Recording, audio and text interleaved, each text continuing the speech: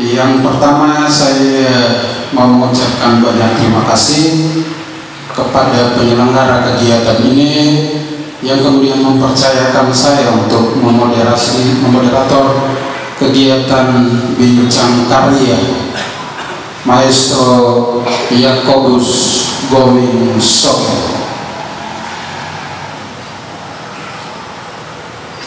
Sebuah karya sastra yang dalam catatan penerjemahan mengatakan bukan saja sebatas dipahami, tetapi dia dialami. Maka sebuah karya sastra, terutama karya lisan dalam kebudayaan Lama Holod,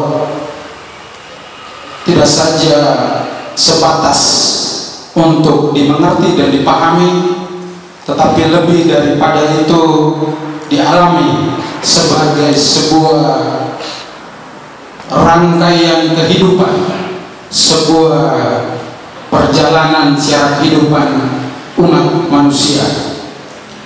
Dalam satu catatan kritikus sastra, Ignaz Gleeden mengatakan tidak ada sastra Lama Holod selain sastra lisan. Sastra lisan itulah sastra Lama Holod.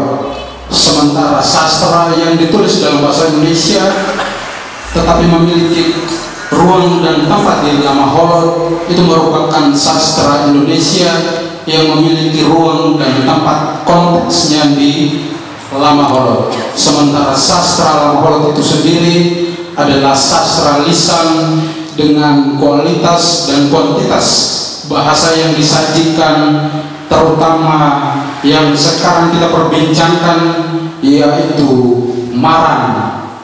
Mari kita pertama-tama berikan aplaus kepada Bapak Yakobus Gowing Sok, Maestro Maran Alam.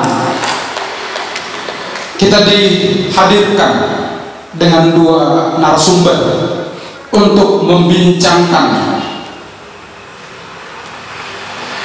karya sastra, membincangkan sekaligus mengapresiasi sebuah karya sastra dalam pendokumentasian audiovisual sekaligus dalam bentuk tulisan. Ini adalah sebuah bentuk apresiasi terhadap sebuah karya. Maka pada pagi hari ini kita tidak membincangkan buku ini sebagai sebuah pembedahan, tetapi kita memberikan apresiasi terhadap sebuah karya cipta dalam bentuk audiovisual dan terutama dalam bentuk tulisan. Oleh karena itu, dalam catatan para penerjemah mengatakan bahwa Maran yang diterjemahkan ke dalam bahasa Indonesia memiliki banyak kekurangan, bahkan salah.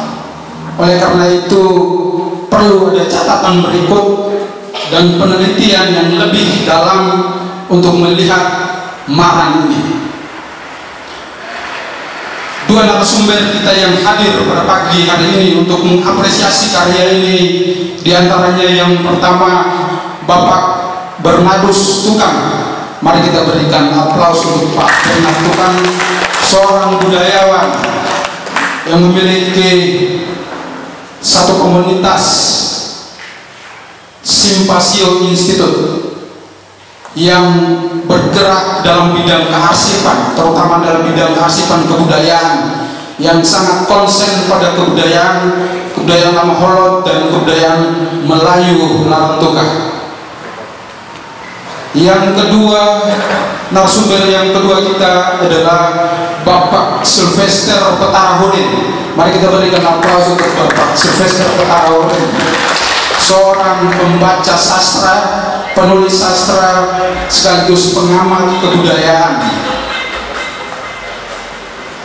Beliau adalah juga seorang anak darah dari desa Bantala yang nanti akan melihat secara jernih, tidak sebatas dipahami, tetapi dialami dalam konteksnya sebagai orang Bantalah.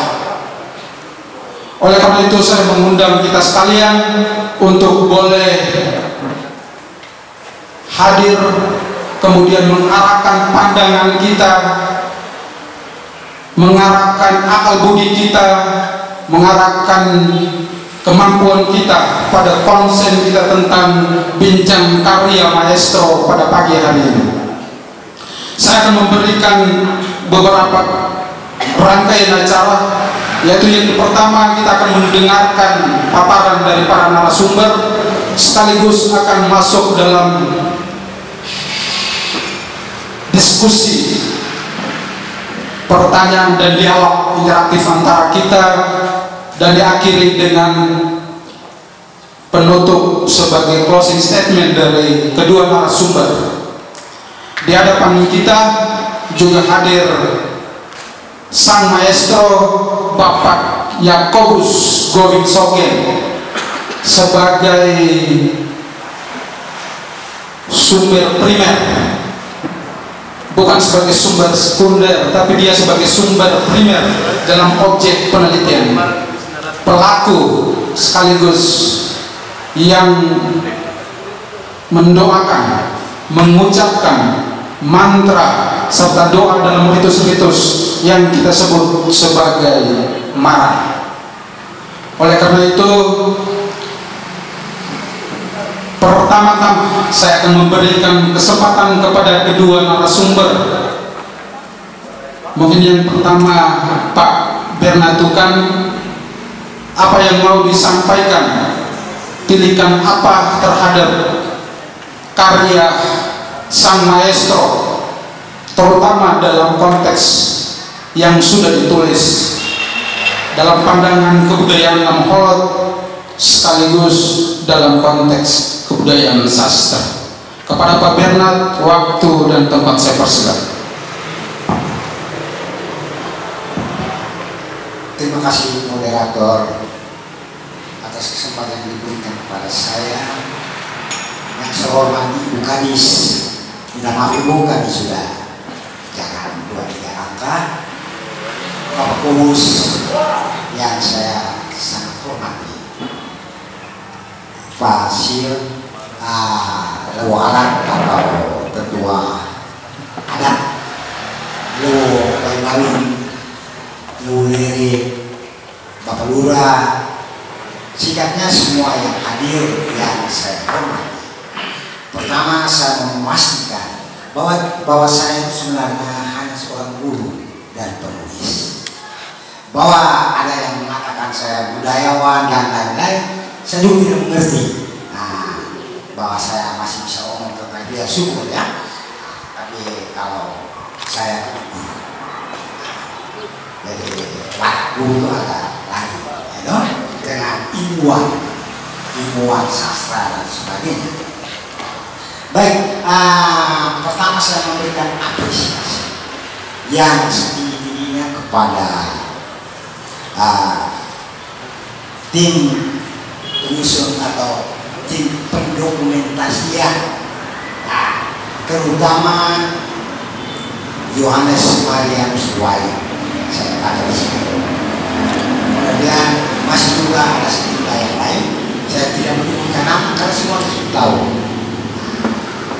Saya memberikan apresiasi dari kerja-kerja yang dilakukan sampai menghasilkan ini.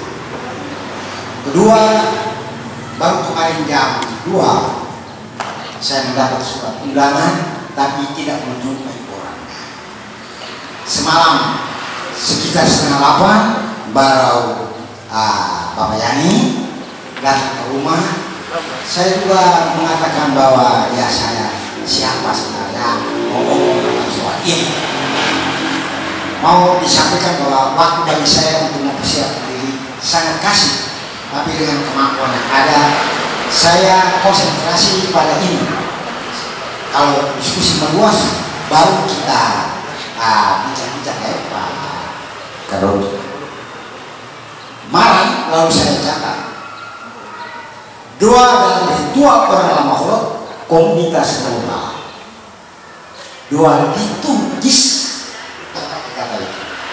Orang lama holot berdoa di setiap waktu. Tetapi kalau malam diucapkan dalam ritual, maka dia doa ditugis atau doa devosional. Tapi kita bisa katakan itu doa ditugis.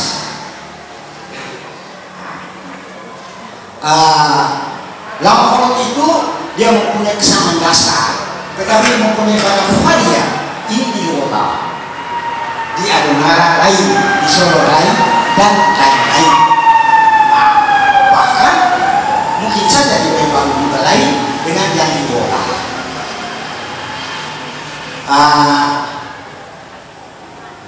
Kalaulah tadi mengatakan bahwa doa liturgis ini merupakan sebuah mantra, saya lebih cenderung mengatakan dia lebih merupakan sebuah puisi. Karena kalau mantra itu hanya kekuatan pada bunyi, bukan kata. Sugestinya pada bunyi. Mungkin doa-doa lama holot yang sangat arkais itu mantra. Tapi kalau doa lama holot belakangan itu lebih lari ke puisi. Mungkin juga perjumpaannya dengan pengaruh luar, karena abad 15 pengaruh luar sudah masuk. Nah, mungkin perlu digali. Kalau gaya mantra itu dia kekuatan Om Nyau yang Raja Maya ya silau panasia yang itu sesayuria Nyau. Jadi bunyinya itu mempunyai kekuatan sugesti. Katanya arti apa tidak perlu dipersoalkan. Menyimak di sini Bapak yang hormat, saya melihat di sini ada satu kesamaan dasar pada sapaan kepada wujud tertinggi lera bulan. Di semua teks dari awal sampai akhir sapaannya konstan, sama.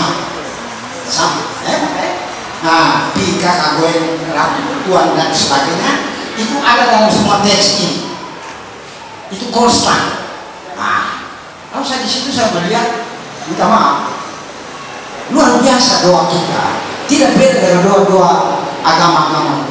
Kalau kita doa secara katolik, selalu awalnya ya Bapa yang Maha Rahim, ya Allah yang Maha Kuasa, itu mengawali. Baru selanjutnya ada begitu banyak permohonan, harapan dan sebagainya. Tetapi sapanya itu konstan. Yang menjadi persoalan saya seperti yang tadi dikemukakan, bagaimana menerjemahkannya itu ke dalam bahasa Indonesia. Benar, ada makna tapi ada nuansa ya, ada nuansa. Jadi makna bisa kita angkat tapi nuansanya itu hilang, nuansanya hilang. Apalagi kalau terjemahannya harafiah, berpatok kepada makna kata, maka kekuatan pada doa yang Bapak Korus kemukakan tidak ditangkap oleh pembaca. Jadi kekuatan sugestifnya itu hilang karena kepatuhan kita kepada struktur.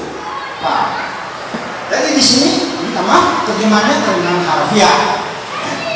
Maka akan bagus kalau terjemahannya lebih ke terjemahan bebas. Kalau terjemahan harafiah dia mempertahankan formulasi tapi kehilangan atau sedikit tergeser ke substansinya. Tapi kalau terjemahan bebas substansinya dijaga walaupun formulasinya tergeser. Nah, itu bedanya di situ. Maka akan manis kalau nanti tapi ini sudah lumayan Pak. Nanti dalam pemanfaatan ini tentu laporan dokumentasi, tapi pemanfaatan sebagai mulo itu dia harus ada terjemahan bebas gitu. Misalnya begini, terjemahan yang ada di dalam buku ini, ku berseru kepada kakak ratu Tuhan Lera Bulan, aman ini meten tanah ikan kepada segenap leluhur dari masa lalu. Coba kalau terjemahnya begini, ku panggil kakak ratu Tuhan Lera Bulan, aman ini meten tanah ikan segenap leluhur dari masa silam.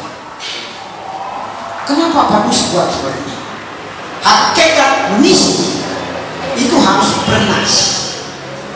Seperti Pak Uwa ngomong tadi, kalau dia panjang cair, dia panjang dia cair, kalau dia padat spesies. Nah, jadi jangan terjebak dalam prosa, dia tetap ketat.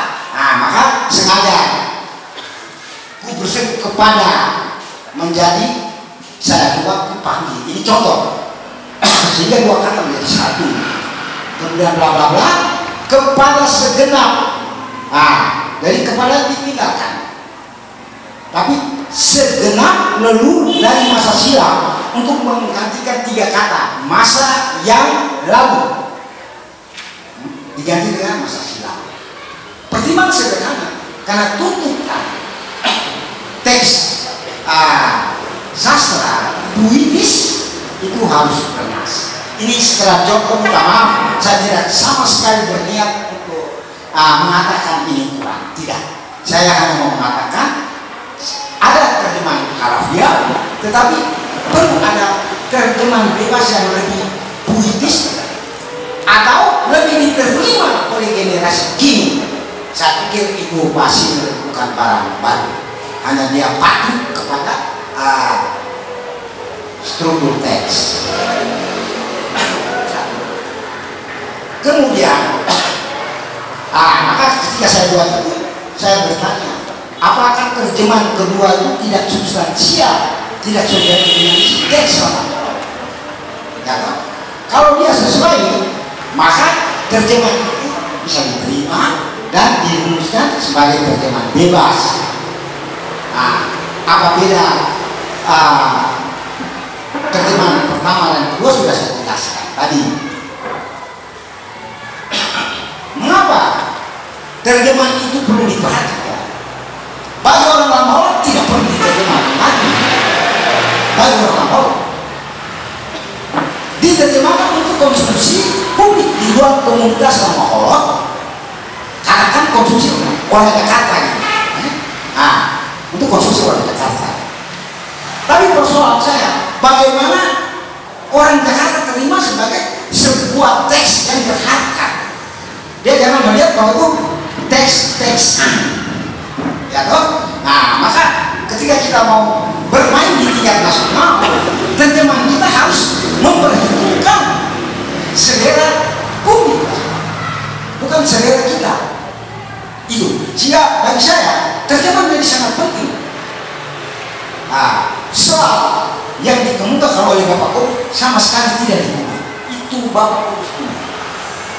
Tapi ketika Bapak Kopus punya kita angkat keluar, bagaimana substansi yang kita jaga, tapi formulasinya bisa diterima. Jangan orang Jakarta, generasi lokal hari ini, anak lokal hari ini, atau anak di wilayah kita di Lampau.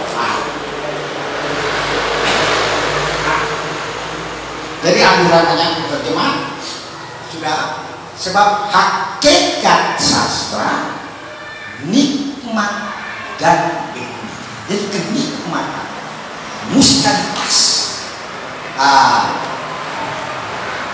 iramanya itu harus menjadi kreativitas. Tapi ini kan dokumentasi Pak. Jadi untuk soal dokumentasi oke. Tapi ketika dia hadir dalam teks terjemahan tidak mempertimbangkan sehingga bisa diterima. Kemudian yang saya lihat berikut itu struktur teks. Dia lurus dari atas sampai ke bawah. Jadi tidak ada pembaitan untuk puisi. Kalau prosa itu paragraf, ya kan? Dia lurus. Sebenarnya kalau baik itu mengungkapkan satu satuan maksud atau satu satuan gagasan, apapun alasan, dia harus dalam teks terjemahan dia dibayar. Itu akan lebih manis. Dia akan lebih manis. Pembaikan dan membuat paragraf benar itu ada dalam sastra tulis, hanya dalam sastra tulis. Ya, bisa kesenyapan itu menunjukkan adanya pemegang. Bisa kesenyapan yang ada pendek itu koma, lalu titik, lalu angka. Di dalam teks ini sudah ada tanda koma dan titik. Tanda koma titik sudah ada. Itu berarti sudah menangkap kesenyapan Pak Paulus. Tetapi belum ada spasi. Dengan spasi atau ketumas. Nah, berarti pembavakan itu belum terjadi. Tapi bukan tidak mungkin bisa dibuat. Karena kita bisa membaca, oh bagian ini sapaan. Buat spasi berikut, baru masuk kepada bagian berikut. Bagian berikut itu memanai, dia mau beralih, buat spasi baru. Ya, maka tampilan terjemah akan sangat baik. Dan itu sangat membantu orang luar memahami teks. Saya mengerti kenapa dia tidak terjadi dalam pembaikan, karena memang hampir semua teks terjemah itu lain cerita dengan yang dibuat oleh Pater Henkerts tentang metafora lama Holland. Di sana dia sudah buat pembaikan. Dia sudah buat pembaikan karena dia mau mengerti muatan itu. Baik, saya kira saya tidak bercerama sebenarnya. Saya katakan untuk memicu dari 10 teks di situ. Satu pertanyaan kecil untuk Pak Yani dengan teman-temannya, ini saya menjadi bingung sebagai guru bahasa Indonesia. Mengapa Anda menggunakan semua kata itu diawali dengan huruf kapital? Ya, dengan huruf kapital semua, Bapak. Ya, dong. Nah, ini pertanyaan. Karena ada syarat menggunakan kata huruf kapital. Dan di sini kan semua kata menggunakan huruf kapital ini, nah, sehingga itu saya terbalik. Kadang orang punya alasan tuh. Nah, tapi kalau gugatan saya ini oke, nanti akan direvisi. Nah, dari revisi saya pertama, akhirnya anggaran saya semua saya terima. Hanya ketika dari kali kedua, bagaimana dia hadir dalam bentuk puisi, karena itu diksi bernas padat. Cair kehilangan ekspresi bahwa ngomong tadi saya bilang kalau cair kehilangan sugesti. Sementara malam itu dia kekuatan kepada sugesti. Dari bunyi-bunyian itu imajinasi orang dibawa ke alam lain, ke alam sakral. Nah, orang tidak perlu mengerti apa kesan, tapi suasana itu apalagi ditambah dengan peralatan seperti hewan dan sebagainya, maka terjadi mistifikasi, membistikan. Karena masyarakat lama orang arkais hidup di alam pikiran mitis, diri dikepung oleh kekuatan-kekuatan di luar dirinya. Pohon bernyawa, bakar batu bakar juga harus panggil Tuhan dalam bukit. Dore. Jadi ini baru kita hidup di alam pikiran mistis. Oke, saya sampai di sini dulu. Emak saya memberikan apresiasi. Mari kita melakukan percakapan untuk kebaikan kita ke depan. Saya kembalikan ke moderator. Maaf kalau saya mengambil waktu. Baik, moderator saya kembali. Terima kasih Pak Dus. Mari kita berikan aplaus untuk Pak Bernard Tukang yang tidak menyebut budayawan tapi dia guru. Dalam catatannya banyak dalam perspektif guru, tetapi juga di balik itu pendengar kemudian melihat ini budayawan.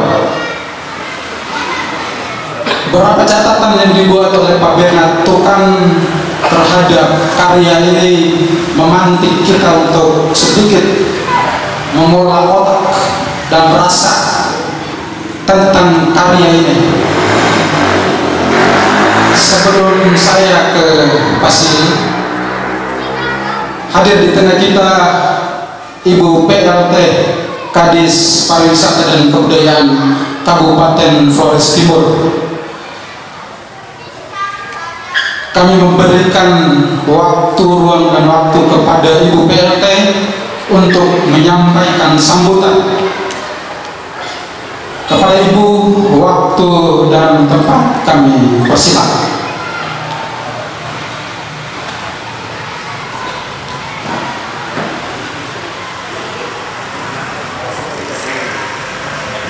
Baik, terima kasih atas kesempatan yang diberikan.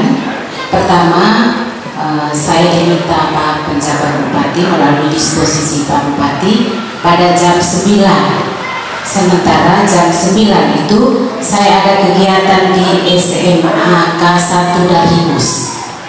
Jadi saya mohon maaf, tadi saya minta Pasir untuk membacakan sambutan. Mestinya sambutan Pak Penjabat ini untuk membuka rangkaian kegiatan kita. Tetapi rencana waktunya tidak memungkinkan, maka saya hadir di sini mewakili Bapak Penjabat Bupati Flores Timur untuk menyampaikan apresiasi untuk kegiatan ini dan memberikan sambutan tertulis yang dititipkan kepada saya, dan wajib hukumnya saya harus membacakan.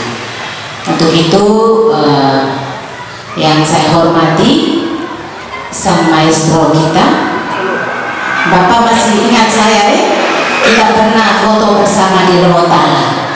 Baik, terima kasih Bapak. Saya hormati Bapak Yakobus Gowing Sogen, yang saya hormati para narasumber, Bapak moderator, Pak Lurah Waibalun, Bapak-bapak tetua adat Lowo Waibalun dan Lowo Lere yang berkesempatan hadir, para panitia yang menggagas kegiatan ini, singkatnya kita semua yang hadir pada siang hari ini yang saya hormati dan saya kasihi.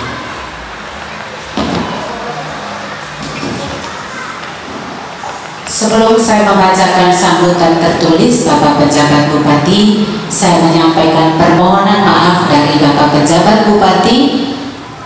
Pada saat ini beliau tidak hadir bersama kita di sini karena ada kegiatan penting kedinasan yang tidak bisa beliau tinggalkan. Seperti yang saya jelaskan awal, saya diminta untuk membacakan sambutan beliau.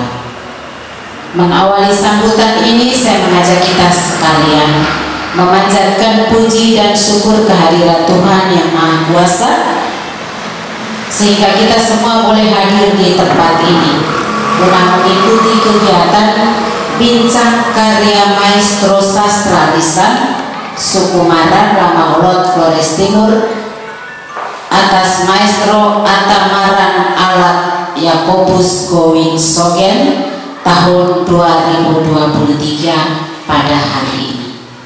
Hadirin yang saya hormati, Flores Timur terdiri dari berbagai komunitas masyarakat adat yang memiliki berbagai kekayaan budaya yang merangkum sistem-sistem budaya yang ada, yakni sistem religi atau sistem kepercayaan, organisasi kemasyarakatan, pengetahuan, mata pencaharian hidup, sistem-sistem ekonomi, teknologi, dan peralatan, bahasa, dan kesenian.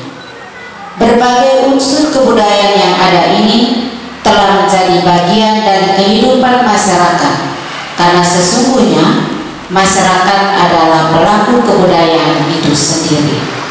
Hal ini tentu saja selaras dengan semangat lahirnya Undang-Undang Pemajuan Kebudayaan yang saat ini menjadi acuan penting pengembangan kebudayaan di negara kita, yang menempatkan masyarakat sebagai pemilik dan penggerak kebudayaan.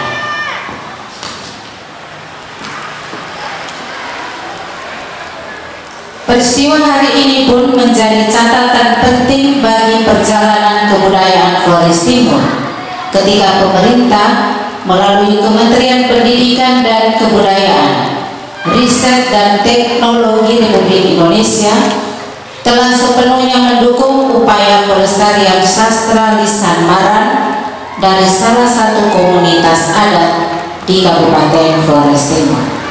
Selain itu pula, proses pendokumentasian sastra lisan Maran ini juga menjadi sebuah langkah penting dan maju yang dilakukan oleh pelaksana kegiatan ini sebagai perwujudan dari Undang-Undang Pemajuan Kebudayaan yang menekankan bahwa masyarakat sebagai pelaku aktif kebudayaan dari tingkat komunitas sampai industri menjadi pihak yang paling akrab dan paling paham tentang kebutuhan dan tantangan untuk memajukan ekosistem kebudayaan.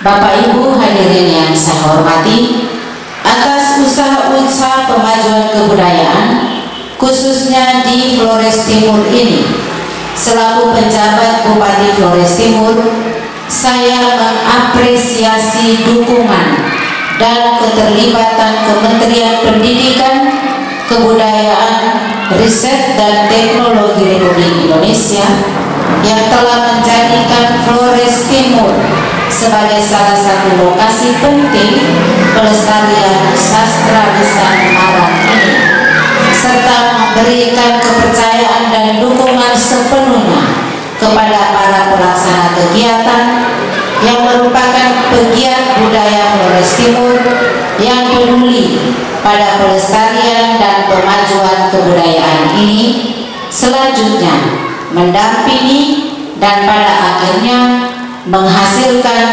karya-karya dokumentasi yang patut diapresiasi dan dikembangkan. Maaf ya agak panjang, tapi kita mesti baca sampai habis. Pemerintah daerah Kabupaten Flores Timur pun tentu berharap agar program-program pembangunan di bidang kebudayaan seperti ini harus diberikan kepada masyarakat Flores Timur pada waktu-waktu mendatang, sehingga lebih banyak lagi masyarakat yang terlibat dalam pemajuan kebudayaan melalui usaha-usaha pendokumentasian karya seperti ini. Terutama juga saya mengapresiasi sang maestro sastra lisan Maran, Bapak Yakobus Gowin Sogen. Bapak Yakobus Gowin Sogen.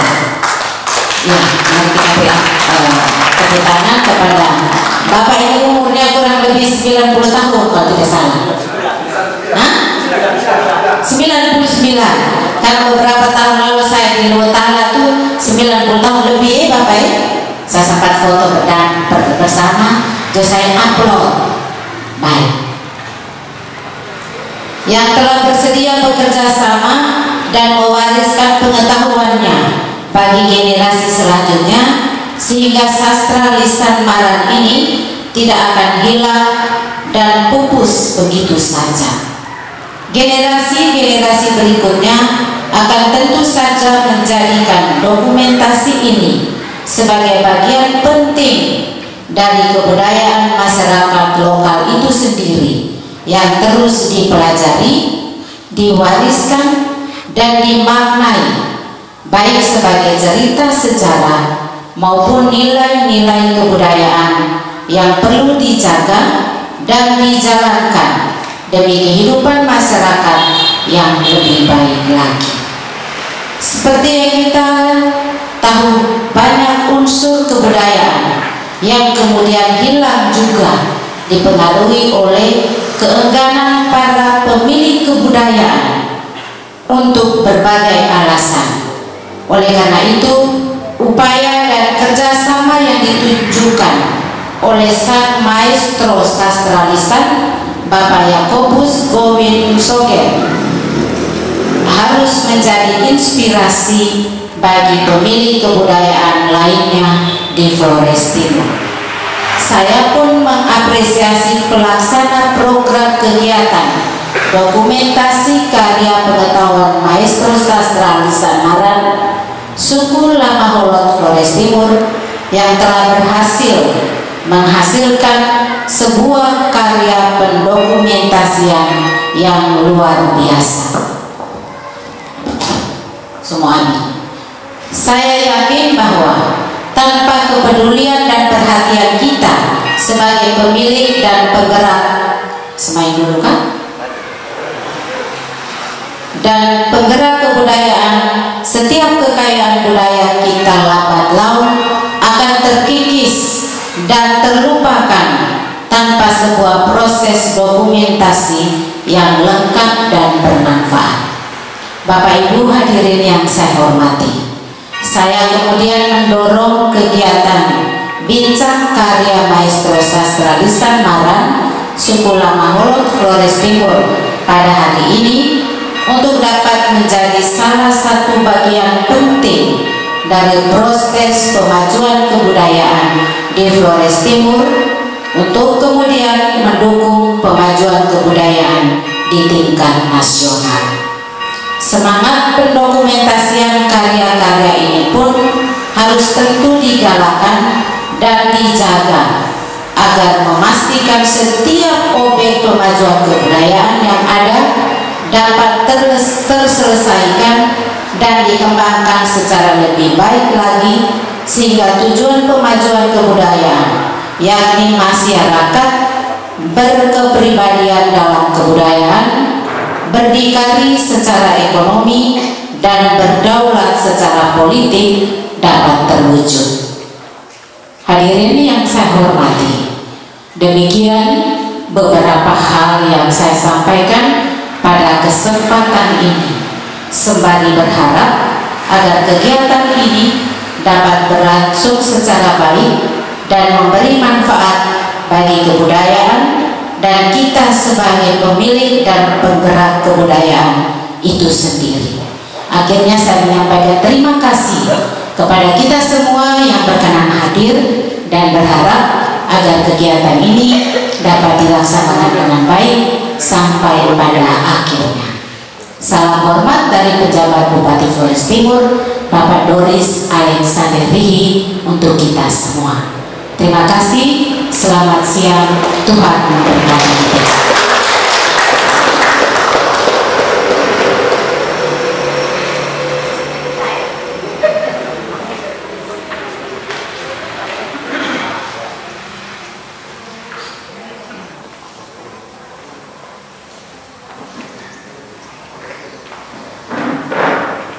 Terima kasih kepada Ibu PLT Kepala Dinas Pariwisata dan Kebudayaan Kabupaten Flores Timur yang telah menyampaikan kata sambutan dari penjabat Bupati Kabupaten Flores Timur.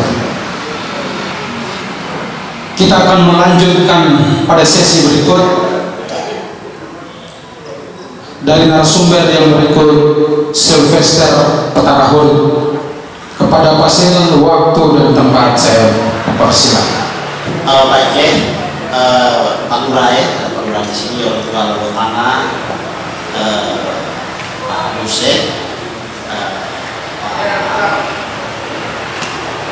Kano, Bapak Komus ya. Komus ini kalau saya ini sudah cucu, jadi beliau ini tahun depan 100 tahun dan beliau ini hari-hari pergi ke kebun, ke ladang, jalan kaki itu kalau saya itu dari rumah ke ke ladangnya itu biasa daerah kambing itu 3 kilo lebih, jadi sehari PP itu beliau jalan kaki sekitar 7 kiloan. Jadi bayangkan usia 99 hari-hari dengan aktivitas begitu, bahkan sampai ke mata air ya, kalau ada 1 bulan yang lalu, 2 bulan yang lalu itu ke mata air. Jadi mata air itu saya saja juga jalan kos-kosan, tapi di usia begini gigi masih utuh, mata masih terang, bahkan masih stabil. Begitu. Ini berkat yang luar biasa. Nah, saya memang terlibat membantu Om Joe dalam proses pendokumentasian ini dengan Om Hani dan dokter ya. Jadi begini sebenarnya, kalau saya ceritakan, mendokumentasikan mana itu begitu sulit. Beda dengan misalkan kita mendokumentasikan cerita asal usul, asal usul Tomogujo, atau asal usul Raja Tua, atau asal usul suku atau kelompok tertentu. Karena memang Marang ini kalau diterjemahkan hari ini puisi lisan Pak Yuse, tapi juga bagi kita yang hidup dalam konteks itu konteks budaya itu dan masih mengalami daya kekuatan sakralitas dari mana itu ketegangan yang begitu tinggi ketika ada upaya untuk menerjemahkan tinggi sekali.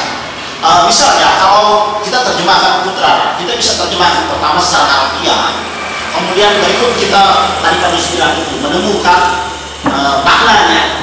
Ada dua lapis sebenarnya kalau kita mau menerjemahkan misalkan sastra lisan terkait dengan Putra misalnya itu beban waktu agak ringan, tapi ketika menerjemahkan Marang yang dalam budaya kita itu dilakukan oleh orang khusus di tempat khusus dan pada saat yang khusus itu memang ketegangan itu terjadi. Nah, lalu Marang ini seandainya dalam lebo dalam tatanan budaya adat kita itu setiap orang yang bisa berbahasa adat tadi, tapi juga tidak banyak melantunkan Marang atau mendaraskan Marang. Bapak ini malah tahun lalu baru mendapat kuasa dari Raja Tua untuk mendaraskan itu melalui proses hukum bakat gitu. Jadi memang itu tidaklah semudah misalkan kita konsen menerjemahkan puisi atau teks ini ke dalam bahasa Indonesia. Ketegangan ini yang kemudian membuat waktu dalam proses kita juga stres. Sebenarnya stres sekali karena gini, ketika kita tarik dia betul pada teks yang sangat kuat secara sastra, ada banyak yang hilang, ada banyak sekali yang hilang di sana. Lalu kemudian kita menerjemahkannya begitu saja, juga ada problem tersendiri. Ada banyak bahasa yang tidak termaktulkan. Misalkan saya contoh,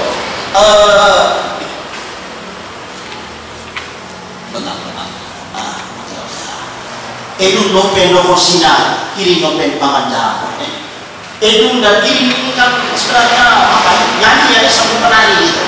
Nah, bagaimana ini kita bisa terjemahkan sangat representatif dalam bahasa Indonesia. Memang tingkat kesulitannya cukup tinggi. Yang membuat teks ini kemudian hadir begitu saja dalam bayangan kami. Yang penting orang bisa paham tidak teks ini maknanya begitu. Tidak dalam konteks menerjemahkan sebuah teks sastra yang indah dan diterjemahkan secara indah, gitu memang itu kelemahan di teks ini. Kita menyadari betul. Pertama karena tadi jarak budaya kita begitu rapat dengan Marang ini. Misalnya begini, kalau kita baca seperti teks menerjemahkan tadi, dia akan jatuh pada yang namanya keterangan tadi, cerita, pengisahan sastra. Nah, tapi kalau kita terlalu bersetia pada teks juga, jebakannya itu tadi maka kehilangan sejumlah hal dan tidak memadai. Ini ketegangan, tapi masukan kamus ini luar biasa untuk terjemahan berikut dalam arti ini hanya dokumentasi laporan. Jika saya malah berharap kalau ini diteliti betul dan teksnya ini diterjemahkan betul, ini tahap satu saya kira. Tahap dasar kita menyediakan bahan mentahnya. Untuk dia lebih bagus, dia indah dan kuat, memang segala aspek harus digali supaya dia jadi kuat. Karena itu saya kira tahap berikut yang diharapkan Pak Ustaz. Kalau mau lebih serius, memang kita butuh tahap berikut.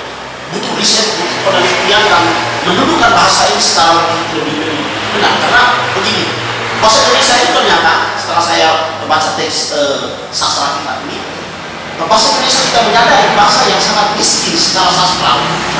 tidak terlalu representatif untuk mewakili des-des yang lahir dari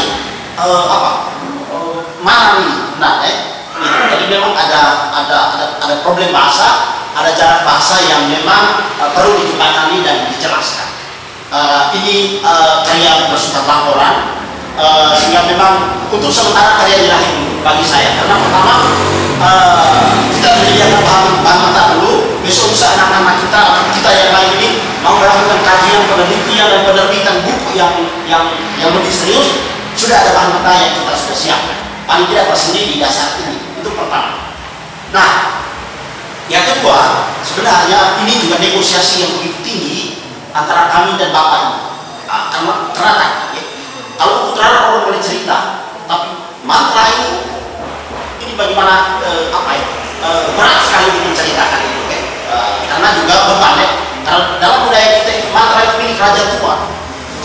Raja tua, apa itu milik raja tua? Raja tua itu potensial yang lebih marah dalam budaya kita. Nah, Bapak ini secara suku dia suku Ama, Sogen. Nah, ini juga beban ketegangan itu juga cukup tinggi. Tapi kami berpikir satu hal, orang tua dan kemampuan ini sudah sangat jarang. Bahkan dalam logo-logo itu, dalam ritual adat ada yang sudah tidak ada marang, atau marang pun sangat terbatas. Nah, karena itu kepentingan penyelamatan pengetahuan ini. Ini dasar pertama, penyelamatan pengetahuan yang dimiliki oleh Maestro Bapak Yakobus. Itu yang kedua. Yang ketiga, saya harus buka bahwa teks ini adalah teks versi singkat, versi sederhana dari mantra yang begitu panjang dan banyak. Nah, kenapa demikian? Karena pertama, dalam sebuah logo, dalam budaya logo, ada hal yang tidak bisa dikatakan dengan terang dan gamblang. Ada hal yang disimpan, disembunyikan, dan itu menjadi rahasia logo.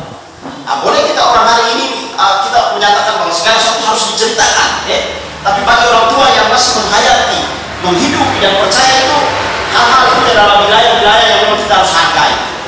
Ini pertimbangan berikut. Jadi memang ini versi singkat, versi kira-kira misalkan kalau orang membangun korte itu pastinya itu marahnya gini, atau orang gali tanah itu untuk bangun rumah atau kebutuhan lain itu kira-kira intinya begini. Nah, jadi memang teks ini minta maaf untuk kita semua yang barangkali juga berharap ini, kami sendiri juga sudah awal mengatasi ini karena juga menghargai masyarakat pemilik budaya dan beban dari sang maestro. Itu juga hal yang kita sudah pertimbangkan sebelum karya ini didokumentasi. Nah, yang saya mau bicara di sini sebenarnya gini,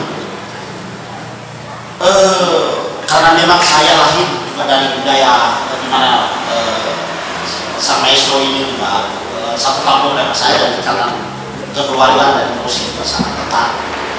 Ada hal yang coba saya mau paparkan di sini.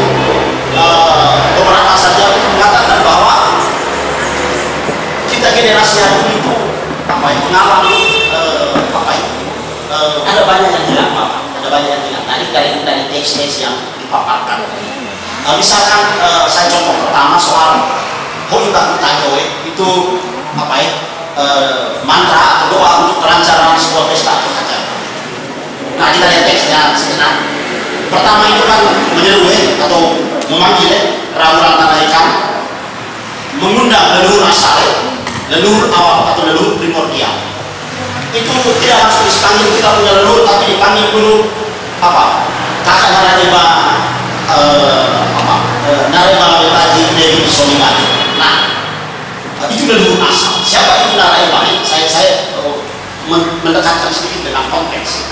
Nah, sebelum kita mengenal budaya pagi hari ini yang juga mengenal figur Tolujo, itu sudah ada sebelum kita hadirnya Hotel Republik Mana, itu sudah ada toko sejarah, itu namanya Narayaba. Itu yang menjadi ikon keberlimpahan. Jadi di masa mereka itu paling begitu banyak dan mereka membeli garam dan lain-lain di masa itu.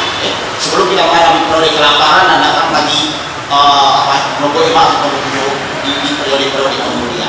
Nah, itu menjadi satu simbol, satu ikon. Mereka menyebutnya dengan oleh matan kawat, bahwa itu suatu masa di mana di bawah sang tokoh itu segala sesuatu tidak akan habis, sumber keberlimpahan ada di sana, dan itu menjadi kekuatan, menjadi keyakinan, menjadi sugesti masyarakat di sana.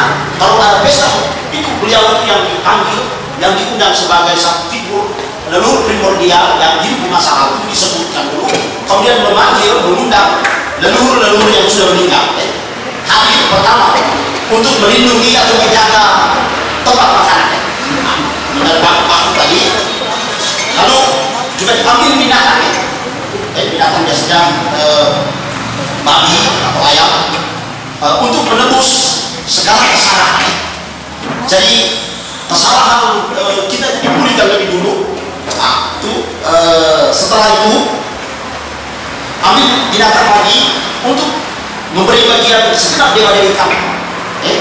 Lewonian tanah karang, lewo aku tanah lewa.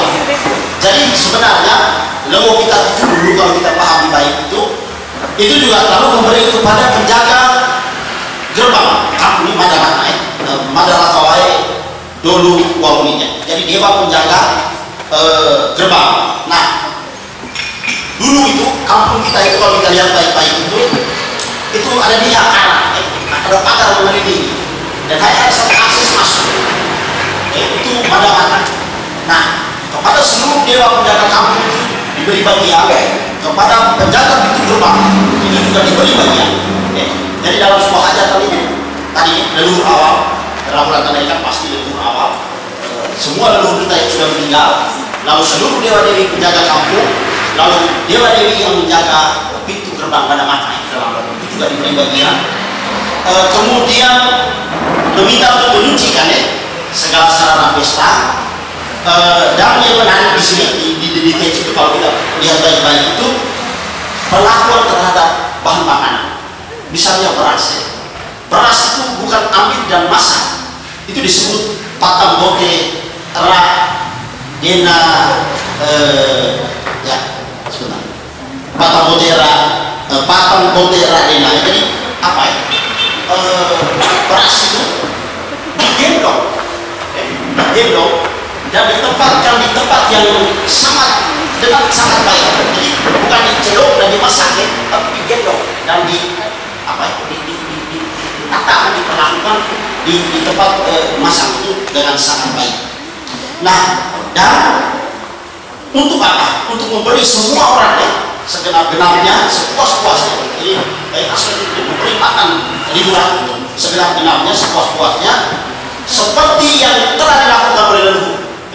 Garis bawah.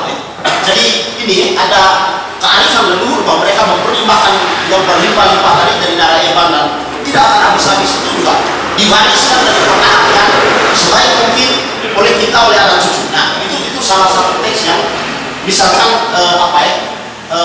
memperlihatkan bagaimana perlakuan terhadap bahan makanan diperlakukan dengan begitu istimewa. Itu juga sama, misalkan kalau padi waktu disimpan di limbung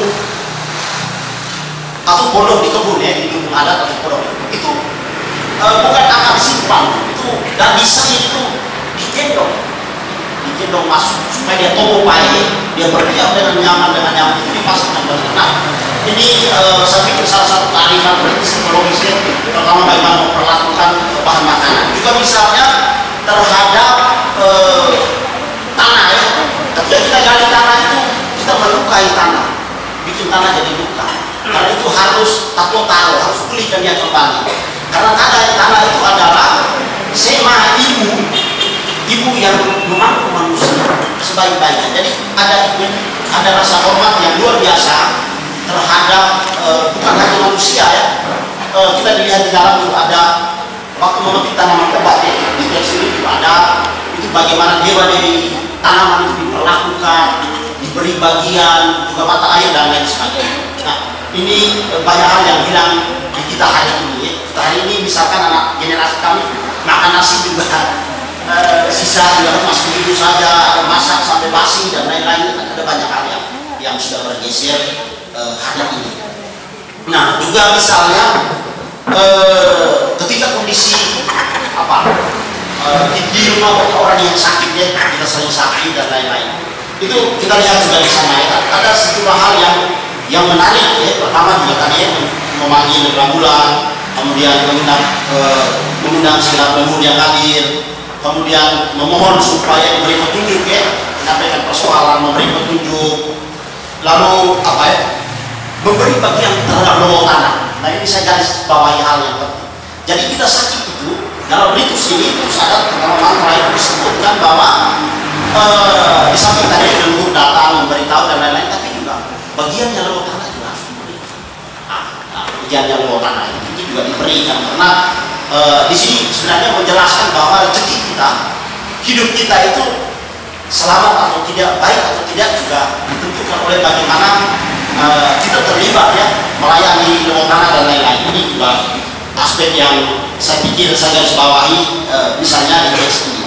Juga terhadap tadi ya dewa-dewi penjaga kampung, penjaga pintu gerbang, dan minta leluhur untuk hadir dalam bentuk kepada kumaton dulu. Kalau kita terjemahkan lurus itu kan kunyit ini dan kemiri ya. Saya malah membuat pertanyaan, kenapa kumaton dulu? Apa sesungguhnya sebenarnya khasiat dari kunyit, kemiri dan lain-lain? Ini juga membutuhkan, saya kira juga kalau penelitiannya lebih jauh juga terhadap tanaman obat yang begitu banyak. Bapak Maestro ini, Bapak yang kompos ini, dia masih sangat tahu. Kalau sakit ini ambil apa tanaman leboe, membersihkan kampung. Dalam leboe dalam setahun terus diadakan leboe, membersihkan kampung supaya musim-musim siklus alam berjalan teratur dan supaya tak meninggalkan bencana dan penyakit bagi kampung. Juga ini aweta, kampung filial yang mendukung logo itu juga untuk apa? Tujuannya supaya menjadi banyak penghuni. Jadi kesadaran untuk merawat tadi regenerasi supaya kita jadi banyak dan lain-lain. Ini juga ritual ini juga dilakukan dengan mantra-mantra yang ada di dalam teks ini. Juga ada ahli fortier untuk melindungi penghuni kampung ya, bikin kampung jadi teduh, damai, tenang. Termasuk juga tadi merawat mata air, memperhatikan tanaman, musim ya. Di teks ini saya membaca timun tetipan dosi barangkali barang musa. Kenapa kondosi, kenapa barang musa? Ini juga menariknya secara teks. Lalu juga saya menemukan beberapa ungkapan yang juga menarik di teks ini. Misalnya tahap beran nilai binte, lain beran dalam rumah. Jadi padi itu waktu dia mengundi itu disebutnya ada mana yang nyatakan begitu. Dia seperti kalung yang hitam dan dia bersih seperti gelang yang kuning gitu kayak teks yang menarik. Atau juga waktu mereka bakar ladang itu juga ada ungkapan tukang lolo siasa bahwa permukaan itu yang sudah dibakar seperti kampur serupa garam ya. Jadi ini bagi saya teks-teks yang beda jadi sebenarnya teks-teks ini saya membayangkan seperti Pak Dus bilang tadi. Kalau diterjemahkan dengan sangat bagus atau dikelola oleh generasi muda hari ini dengan sangat bagus, lalu memberi sentuhan bahasa Indonesia yang bagus, saya pikir kita juga memiliki tadi modal yang kuat, bahan mentah yang bisa kita kelola jadi inspirasi yang banyak, bukan dalam konteks terjemahan tapi juga dalam menciptakan karya-karya sastra puisi dan karya prosa yang lain dengan mendaya gunakan ungkapan-ungkapan kekuatannya frasa-frasa yang ada dalam sastra lisan kita, terutama dalam konteks ini marahnya yang kita definisi. Nah, seperti yang sudah singgung tadi bahwa pendokumentasian ini merupakan makna yang sebenarnya sangat berarti. Ini sebenarnya hanya mendorong inspirasi untuk kita yang lain melakukannya. Di lembaga lain dengan tokoh-tokoh adat kita yang lain supaya kekayaan yang sangat berharga ini bisa kita dokumentasikan karena dia menyimpan tadi gambarnya konteks masa lalu kita, kesadaran masyarakat kita, spiritualitas, religiusitasnya juga kosmologinya, cara pandang terhadap dunia, terhadap lebo, mada, dan lain-lain. Ini untuk apa? Saya kira penting juga untuk kita mengambil kebijakan hari ini dalam banyak hal. Misalkan masyarakat hari ini kadang-kadang kita lupa saja orang baku lip itu prosesnya bisa panjang batas kampung ini. Nah, kenapa ada demikian? Karena dia bersedih pada tadi. Bagus bocoran di teks itu. Gerbang kampung itu bukan sekedar gerbang.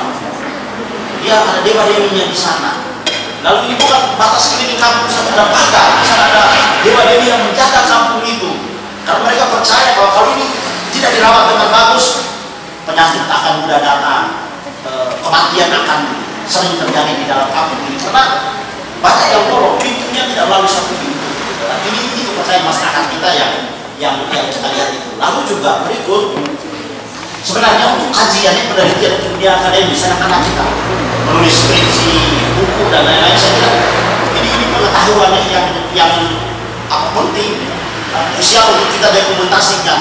Dan sebenarnya moralitasnya di sini, Pak dosen, terlepas dari masukan-masukan Pak dosen sangat berarti untuk pekerjaan dan pengalaman yang lebih serius.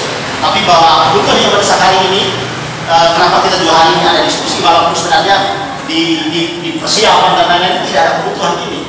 Sebenarnya spirit ini kita kita sebarkan bersama supaya dia menjadi gerakan bersama untuk menyelamatkan segala khasana kebudayaan kita, baik tutur maupun ritus dan lain-lain, termasuk juga pengobatan tradisional, permainan tradisional, karena di sana dia menyimpan tadi pengetahuan, nilai-nilai, cara pandang terhadap dunia, terhadap masyarakat, terhadap diri, terhadap hidup, itu terekam di sana. Nah, itu harta karun yang sangat berharga yang saya kira masih relevan hari ini untuk ditemukan, dicari bentuknya dan aktualisasinya, kontekstualisasinya dalam kehidupan kita hari ini. Nah, saya akan nari-nari tapi sebatas dulu supaya kita diskusi.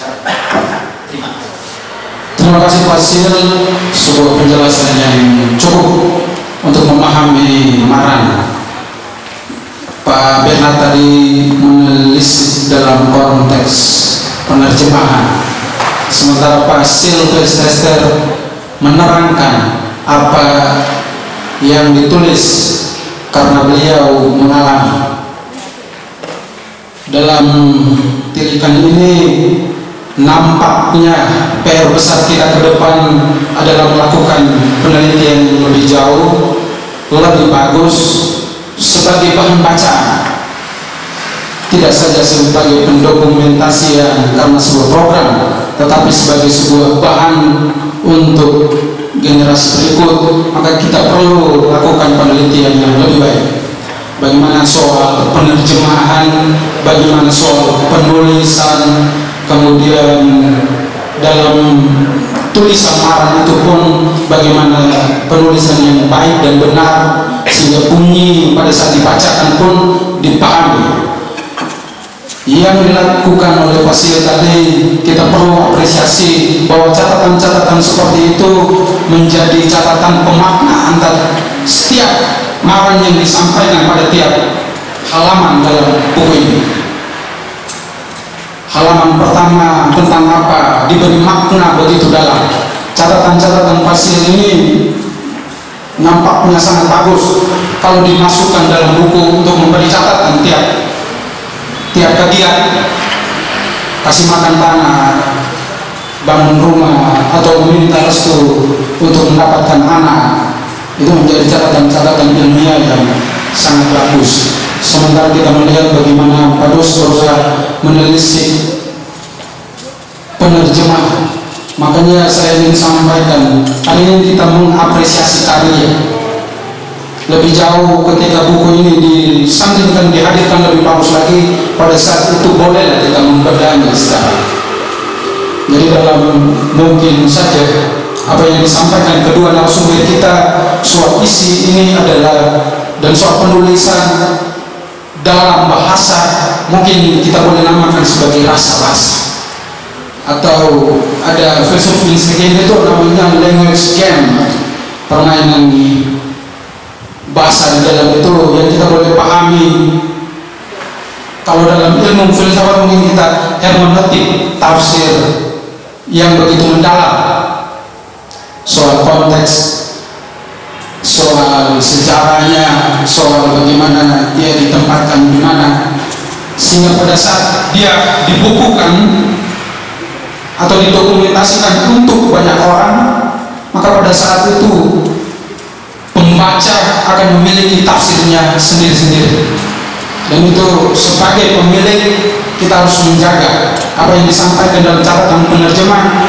Belum ada catatan ketat terhadap teks ini, penerjemahan yang ketat terhadap teksnya, sehingga itu menjadi PR kita bersama.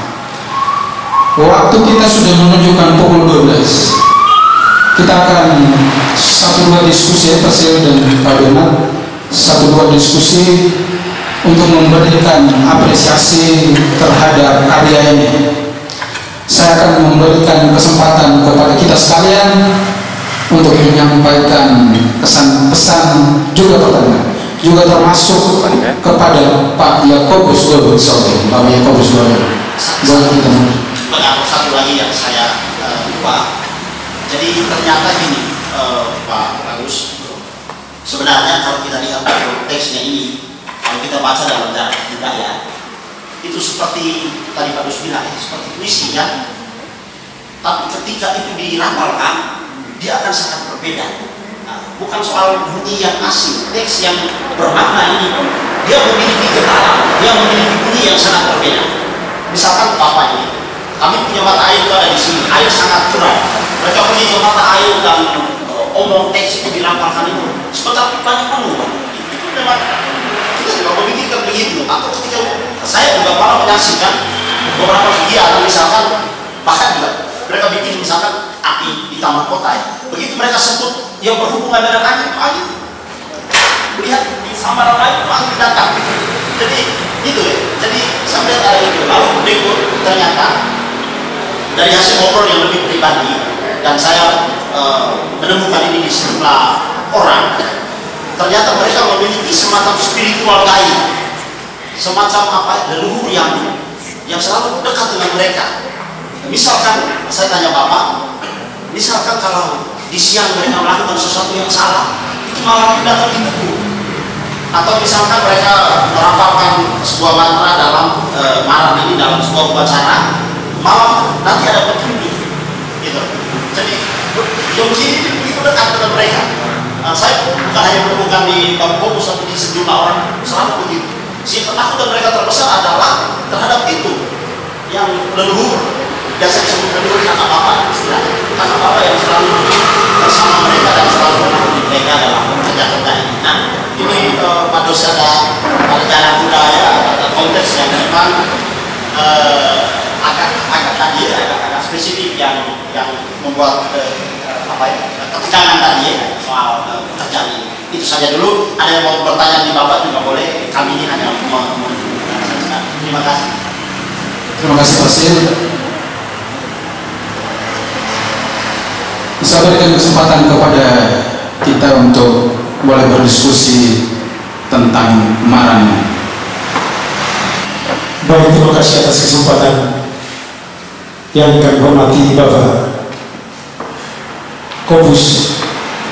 Yakobus Gold, Undus, Persil dan Kalbu sebagai narasumber sekaligus orang sumber dan pemandu.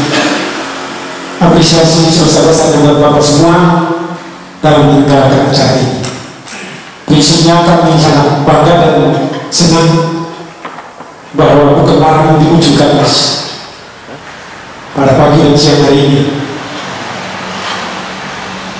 Sebetulnya ada dalam Holland Flores Timur beda dalam asal-usulnya bahwa hari ini konteks Utara, ada juga konteks Waimalu, Lauleri dan seterusnya dan seterusnya. Terus terang pengalaman kami di lembaga adat di Langobel di Waimalu, kami sering melakukan ritual adat. Terakhir ketika kami membangun melihat kembali Langobel, ada keinginan untuk berdoa secara seperti yang dilakukan oleh Bapak Narsuda mungkin mungkin, tapi kami kesulitan. Kami menyadari bahwa yang membawakan malam itu adalah tidak ditulis dalam satu teks, tapi itu diilhami orang-orang khusus yang membuat ini. Sehingga terus terang kami di Lalu sedikit sulit, tapi keinginan besar sekali untuk supaya doa kami dilakukan seorang marah. Kenapa terjadi? Orang yang melakukan marah itu adalah orang bukan Semarang. Dia lahir dari suatu roh ilham yang diturun pada dirinya dan dia bisa melakukan. Jika terus terang kami, ya kami karang saja sesuai pemahaman kami. Boleh dikatakan doa modern, tapi kami ucapkan dalam versi baru. Ada keinginan besar, kira-kira bagaimana sehingga keinginan itu bisa kami laksanakan untuk versi baru. Barangkali ini saja, terima kasih, saya kembali. Pertama, saya mengucapkan apresiasi atas kegiatan sudah dimulai tim, secara khusus kepada Bapak Kopus. Seperti yang Pak Gus bilang tadi, teks Semarang ini dari versi Lulema masih beberapa daerah punya ada kelainan dalam ungkapan-ungkapan penghargaan terhadap Bapak daerah terdekat. Ada juga menggunakan kata Bapak daerah amat itu masing-masing menjawabnya. Jadi ini Bapak Kopus. Artinya tadi Pak Gus bilang dalam pengucapan tidak ada baik, tapi baiknya itu ada dalam pengucapan informasi hasil berbicara. Tidak bisa Pak Gus bilang kesehatan. Ketika dia naik, dia bilang permohonan tidak turun. Ada tidak mengajukan, tidak ada baik, tidak ada. Itu prinsip. Hikmah yang saya ambil dari Bapak, saya terima kasih Bapak. Kapal terbang Bapak di depan. Pertama, gue mendidikan anak kuning dia tentang tata cara mengucapkan kata-kata nggak pernah ngomong. Bapak tidak salah kalau saya katakan, kau dapat ngomong dari musik uang mata, uang lihat salah mata lihat salah. Musik uang mata baru mengaku pengaku. Kami di lebang puluhan tahun, terus sebenarnya itu lagu yang berubah. Gue berpikir hati dengan hati. Kau dapat musik uang mata, musik mana yang pada tangan gue nggak kita tahu. Lagi ini bola peten pagi kau, peten baru tuh. Benar tak? Sehingga paling sangat luar biasa mendidik kami untuk bagaimana mengungkapkan kata. Coba baca jangan. Semua berpadan di dalam buku. Hebat banget. Maka kami bisa ambil untuk kalau memang kita berbeda. Dari mantra ini sebenarnya kita tahu ada semuanya. Jadi itu para leluhur orang mengajar kepada kita bagaimana unsur-unsur apa saja yang menyebabkan kehidupan berdagang. Kalau masuk anak kau pengen dege, kalau kau bilang kita bermain dege, ada unsur yang terkandung. Itu nilai tertinggi dalam semua. Nego pasti matakan. Artinya masih ada kedua, masih ada perbaikan, masih ada penimbunan. Dari hasil video kami bicara, hasil punya pikiran masih ada tuan.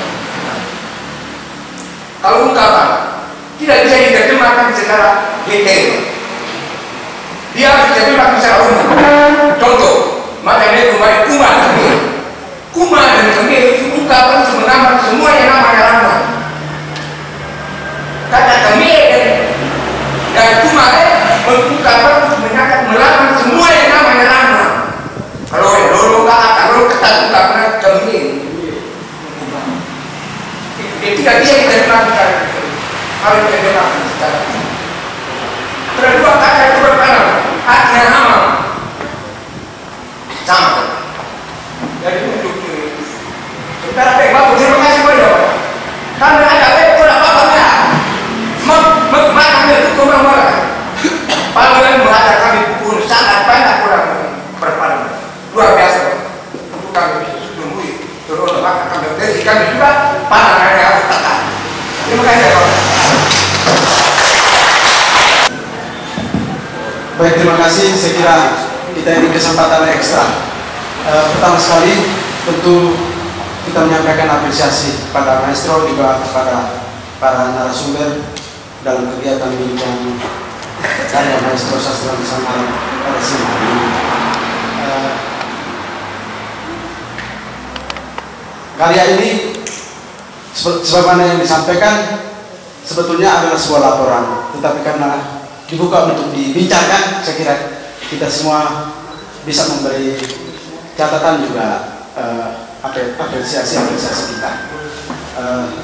Yang pertama mungkin teknis saja, tetapi saya lihat kalau misalnya di sastra lisan yang dalam bentuk tulisan daerah itu ada judul, tetapi kemudian di terjemahan itu hampir semuanya tanpa judul.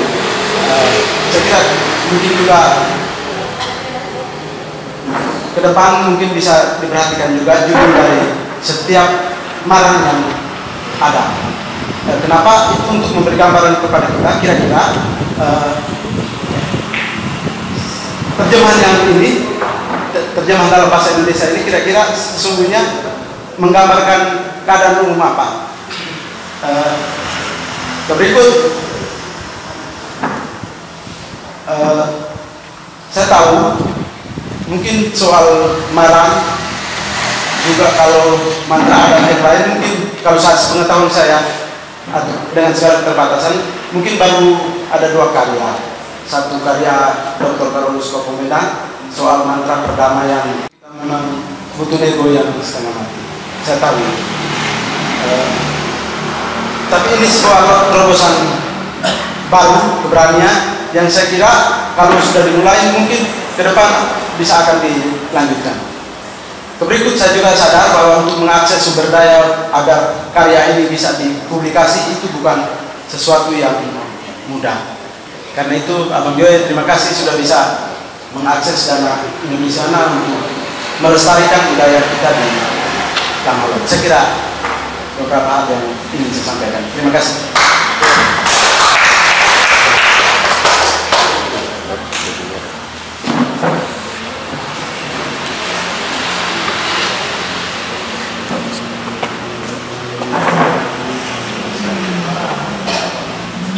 Baik, terima kasih atas kesempatan yang diberikan.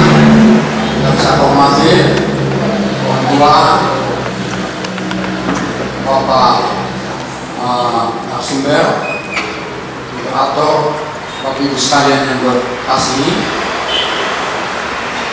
Saya secara pribadi merasa sungguh luar biasa pertemuan pada siang hari ini.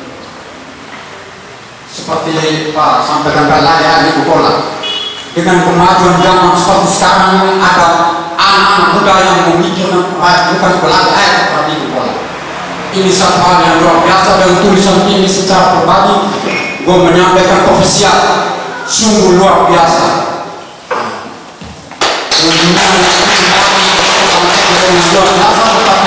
Masih ada anak-anak muda yang pelagi ayat seperti Bukola. Ini satu hal yang luar biasa. Yang pertama, yang kedua, kita juga sama-sama ketahui bahwa di dalam struktur adat tanggung kehela Tanda Eka, tentunya di dalam ritual adat seperti itu, kelengkapan adat atau ama-ama yang tokoh perang ada seperti itu, ada foto kene murid mana, itu adalah adat Langholo. Dan ama itu bukan suku, tetapi ama adalah suatu tugas yang diberikan untuk nasoka doa dalam ritual adat. Itu ama tugasnya nasoka doa. Ama koton, ama murid, ama kenen, ama nasoka doa, sudah itu ama murid na berguna. Itu adat itu sepengetahuan saya secara artinya kalau orang-orang Langholo itu melakukan adat ritual seperti itu, tahu tanah enak, bukti hebat kepala. Sudah itu saya juga tidak terlalu terkait isi dari buku yang ada, itu sungguh luar biasa. Gue juga tidak mau membedah secara lebih detail karena saya melihat sepintas mulai dari awal sampai dengan akhir itu dalam bentuk doa permohonan. Kita nanya ulang tanah enak supaya bisa diimpakkan seolah. Tetapi alangkah baiknya karena selain doa-doa yang dibawakan oleh Amamara, ada koda-koda lisan atau koda kenalan yang diwariskan oleh leluhur yang menjadi pegangan atau peringatan untuk kita hidup ke depan. Seperti contoh bahwa puita punya kata olo atau orang memperbaik mana mati bersilang tako kalau berbuka pukung keluar memperbaik mana.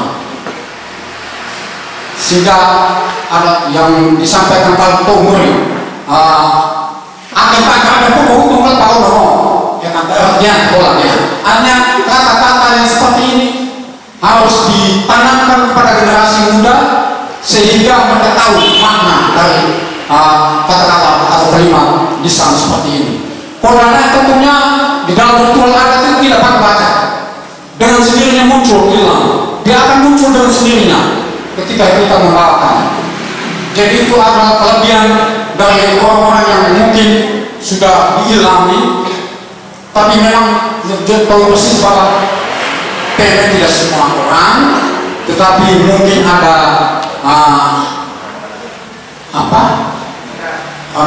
roh yang berkarya. Itu sangat diyakini oleh pelaku-pelaku adat.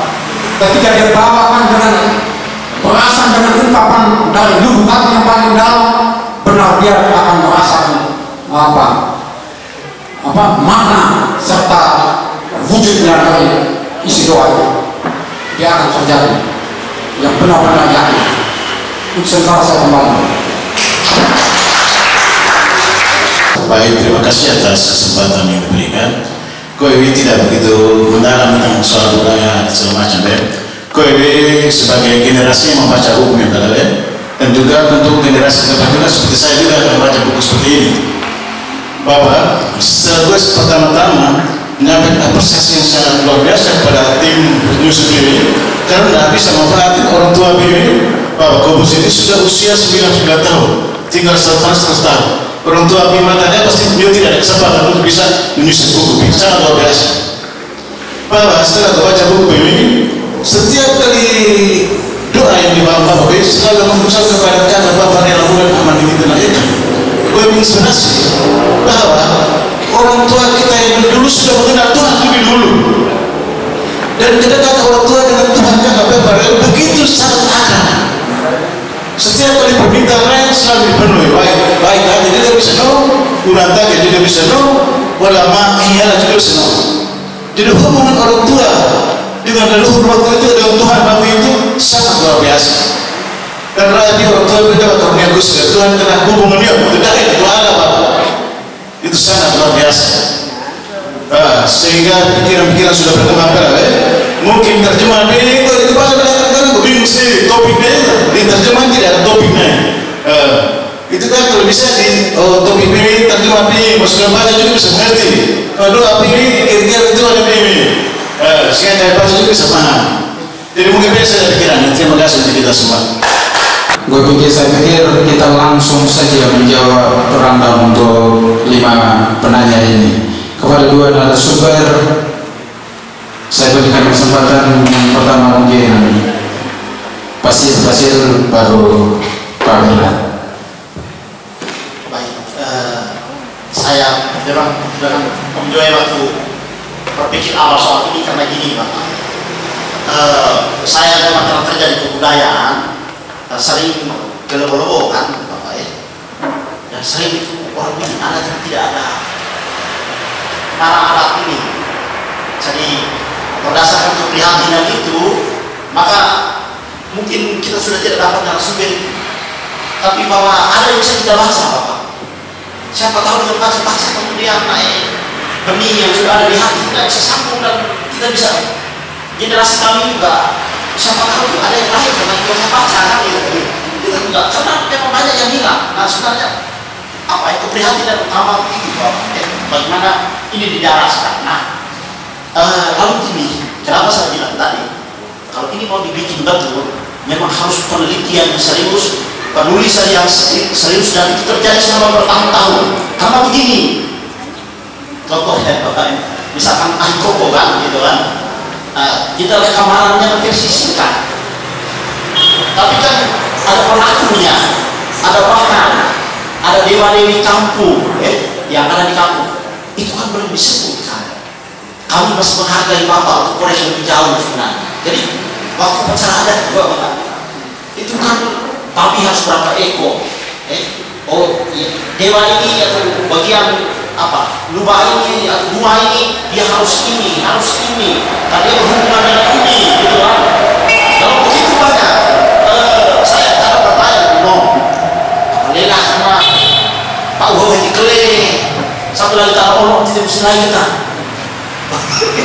Dan yang ini, yang itu kele sampai dalam orang dan lain kita, ini yang memang kami juga agak sulit cari tahu sampai ke situ Bapak. Kata beli rakyat dan khusus kan yang begitu itu kita masuk jauh dari kita itu. Nah inilah persoalannya. Kalau sekedar apa ya, hujan dan lain-lain itu, dulu saya masa kecil saya cerita satu pengalaman itu, siang panas-panas begini, mereka bikin minta hujan itu kan kami nolongnya kan keagamaan dan talan cukup tinggi kan, mereka air ramungan menanti. Jam sekitar 12 dan jam 1 mereka bikin, jam 3 hujan besar dan apa panas. Itu kan juga bagi saya adil juga kan. Waktu itu saya tahu hanya ada sepotong awan di Tanjung Gemuk ini, tapi dia bergerak ke ini yang itu dari tadi sulit juga. Jadi terus karena kita pikir hari ini kan itu kalau ditanya siapa saja yang dipanggil, siapa saja yang disebutkan, siapa saja yang diberi bagian, ini kan banyak hal yang belum kita ganti. Dan ini kasih apa saja, ini berupa apa saja, oh ini di oh ini balik, oh ini mana, oh ini cuma. Nah, jadi mungkin selain mungkin kita beri Bapak sedikit ya, kalau bahasa daerah atau bahasa Indonesianya ini kita bantu terjemahkan. Saya bisa bantu. Kalau kita bisa mengerti ya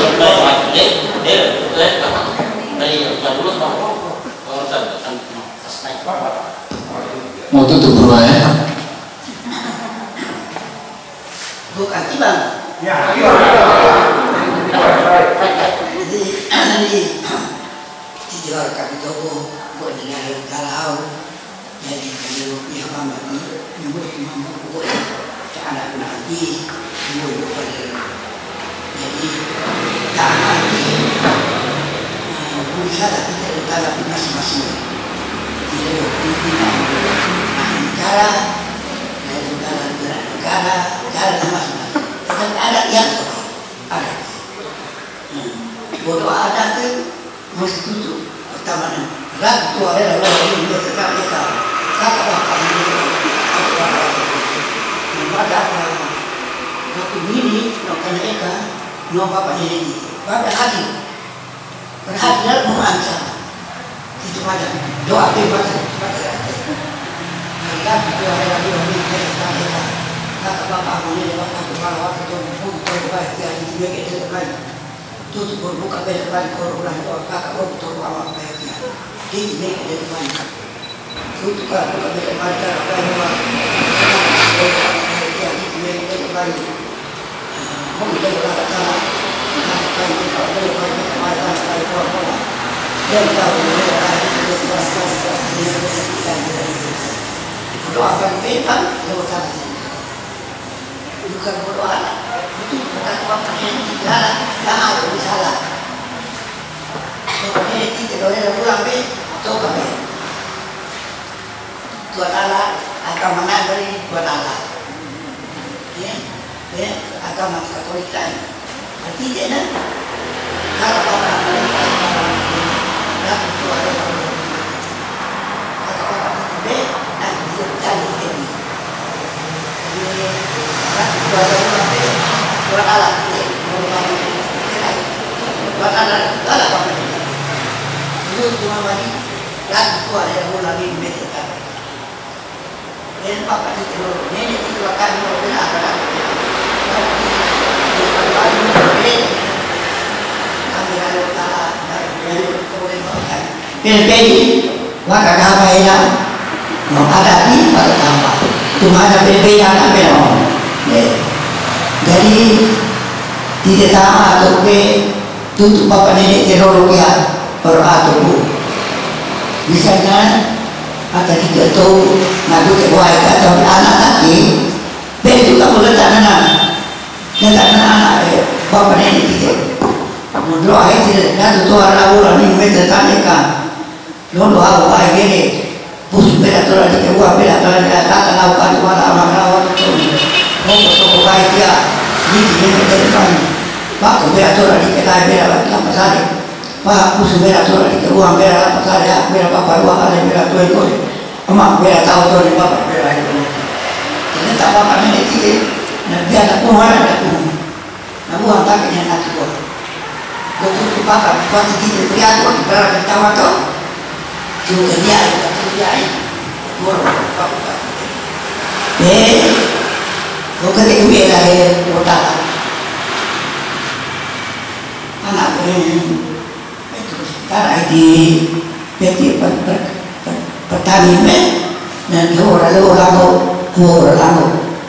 kan tiada orang kau kerja berdoa kaku dalam lain awal ini berdoa ini jadi kau betul bapak pati ini dan pakai doa ya kan berdoa tu ada itu doa mampu ada itu doa nanti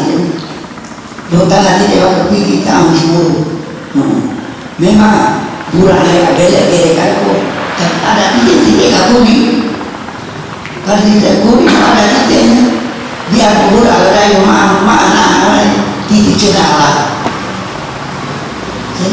senang memang ada titik doa nanti putih dulu patung bapak nenek tiga lu kalau titik tiga bapak nenek lapia ada dua tiga lah bapak nenek utama di bapak ama baru boleh bukan ama ini apakan kemudian itu apa ada tamu ada anak di depan kurang kaki rumah salah udah terus kurang doa nggak bisa lolo bukan kami nah bapak ini salah tidak ada tahu kita awalkan jadi main ini boleh kita terima kasih banyak kepada Yakobus Kowi Solinen. Tidak bisa baik apa yang disampaikan oleh sang maestro kita. Yang berikut Pak Bernatukan boleh memberikan tanggapan atas beberapa pertanyaan dan tanggapan dari undangan. Kepada Bernatu waktu saya berikan. Baik, terima kasih. Saya mengikuti pembicaraan sejak awal sampai saat ini. Kata kunci yang muncul apresiasi. Semua kita memberikan apresiasi terhadap kerja-kerja budaya dulu, tapi lebih jauh apresiasi terhadap warisan leluhur. Kata apresiasi ini hari ini populer sekali. Tapi lebih jauh, apresiasi itu artinya menghargai sesuatu karena sesuatu itu dianggap bernilai atau penting. Maka pertanyaan, apa nilai dari atau apa pentingnya marang atau sejumlah hal budaya warisan leluhur kita yang kita akan kembali. Secara umum saya mengatakan di sini nggak terkejaran. Ada yang menertawakan masalah, ada yang merindukan masalah. Ini kekejaran. Ada yang menyesali hari-hari ini orang nyaris menunggak. Ada orang mengatakan repot sekali. Jadi sebenarnya kita tidak boleh membuat sejarah yang saya bisa lupa istilah berakar akan semakin berkurang.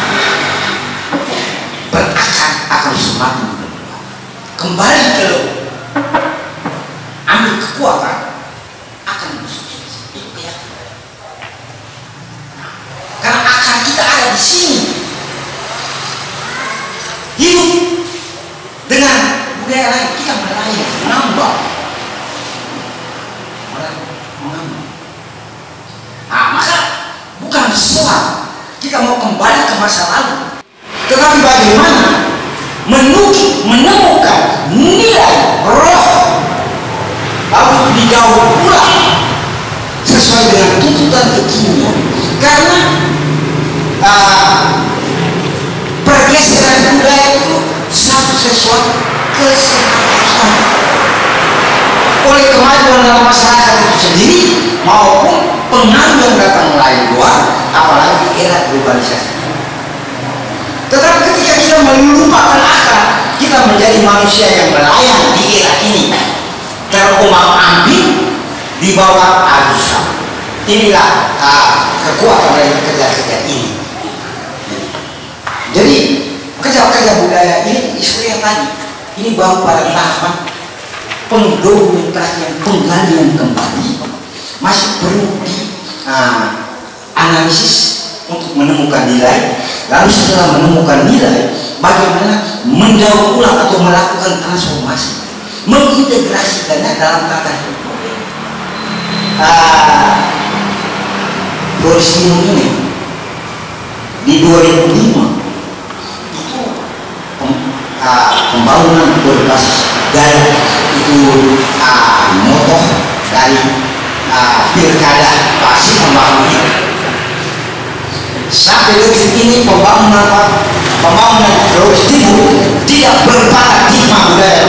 Saya berani mengatakan karena budaya dipolitisasi untuk melahirkan polarisasi politik.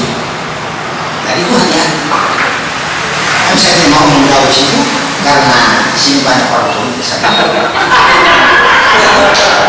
Tetapi saya mau mengatakan bahwa kita masih setengah hati dalam melakukan kerja-kerja budaya, kerjasama lepas. Saya berani katakan, minta maaf terlepas sebagai segala halangan, ya pemerintah berarti di mana hari? Ya kan? Hal seperti ini kesungguhan kita. Bagaimana menjemput sebenarnya? Para sangat berbeda. Baik, jadi saya hanya mengatakan nilai dari percakapan. Untuk secara pribadi, saya tertarik dengan hal yang disampaikan oleh Pak Haji.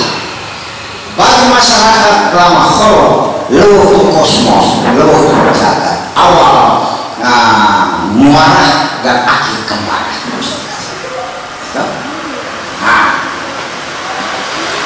Ada misalnya apartemen di Jakarta, tapi banyak orang-orang itu leluhur, yaitu poin. Sebelum rumah di kampung itu lama. Dan di lama itulah ketua yang harus balik. Ini sebuah kosong sehingga penjaga gerbang semuanya dianalisa tadi seperti itu. Kemudian menarik dari Bapak Anu, ada fenomena doa modern mempengaruhi doa atau malam di doa saya. Ini istilahnya malam ambang kepungan. Maka kerja budaya macam ini menginspirasi dan memotivasi kita di luar yang lain. Hari ini juga kita kembalikan selagi ada narasumber ketua kita. Pertanyaan saya baru sebuah ada misalnya, apakah kita mengandalkan Bapak Manus uang ya, maka sebelum saya sampai kata itu saya tidak pakai kata lain, kita berusaha untuk mengumpulkan sehingga kita memastikan doa orang baik itu doa apa bisa. Sebab kita dipengaruhi apalagi orang seperti Pak Ahok ini guru agama Islam. Nah, orang seperti saudara saya misalnya Yos Benar bukan katekis, dua-dua itu akan dipengaruhi oleh dua-dua model. Baik itu diskusi kita lebih lanjut. Nah, kita hari ini juga menginspirasi kita untuk melanjutkan itu. Kemudian dari Bapak Ahmad, yaitu tadi Uma dan Kemi itu metafora. Itu yang dinamakan budaya Ahok kayak metafora. Jadi bukan kepada kunyit dan kemiri sebagai objek, tetapi dia adalah metafora untuk semua saja ramuan. Ramuan itu. Tapi menarik, mengapa kunyit dan kemiri itu pun diganti. Kemudian kita lain-lainnya berbiasa. Kemudian dari Pak Tius Kiran, ya mungkin Pak Ahmad bisa saya pahami itu bahwa religiusitas itu suatu pengalaman eksistensial yang ada dalam semua budaya yang aktualisasinya beda konteks. Tapi saya mau mengatakan begini, orang perlu lebih religius daripada kita hari ini. Kita hari ini bisa perintah Tuhan.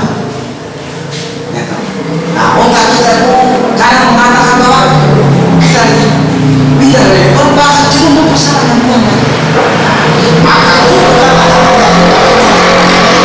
lebih banyak daripada orang-orang di masa lampau dengan segala kemakmuran di ladang-ladangnya. Saya minta maaf mungkin ngomongnya terlalu jauh, tetapi saya tadi mengatakan bahwa mari bersatu hati, bergandeng tangan, kita melanjutkan karya-karya yang sangat inspiratif dan memberikan motivasi. Pak Karno, saya kembalikan. Terima kasih untuk Pak Dus dan Pak Hasil, juga Bapak Yakob sudah menanggapi beberapa tanggapan dari peserta. Saya pikir apa yang disampaikan oleh Pak Dus dan Pak Hasil juga Bapak Yakobus menjadi catatan kita bersama apa yang harus kita lakukan ke depan, bahwa ini tidak saja sekedar dipahami tapi juga harus dialami. Apa yang kita diskusikan hari ini menurut Pak Bernard tadi sangat penting, tetapi bagaimana kehadiran pemerintah untuk mendukung hal ini sangat minim, tetapi bagaimana pembangunan bertarget dengan kebudayaan juga menjadi pertimbangan kita ke depan. Bagaimana Flores Timur ini dibawa, ataukah dia akan hanyut karena ombak yang datang karena tidak menakar. Kalau kita menakar maka kita akan berbuah. Dalam filosofi orang Wailun, lagi ayam itu pola madi pagi hukum bau.